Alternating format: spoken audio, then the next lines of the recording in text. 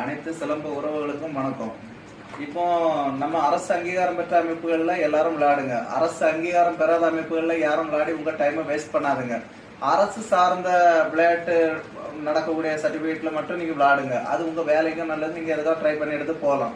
அரசு அங்கீகாரம் பெறாத அமைப்புகள்ல நீங்க இப்ப நேபாள் போனேன், மலேசியா போனேன், துபாய் போய் விளையாடினேன் அப்படின்னு சொல்லி உங்க டைமை எனர்ஜியை வேஸ்ட் பண்ணாதுங்க.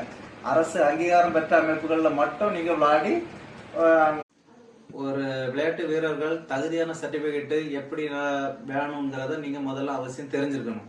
அப்படி தெரியக்கூடிய பட்சத்துல நீங்க ஃபர்ஸ்ட் சோனல் அடிக்கணும், அடுத்தது டிவிஷனல் அடிக்கணும், அடுத்து ஸ்டேட் லெவல்ல விளையாடணும். அதுக்கடுத்து நீங்க நேஷனல் கேம்ப் கண்டிப்பா நீங்க அட்டன் பண்ணிடணும்.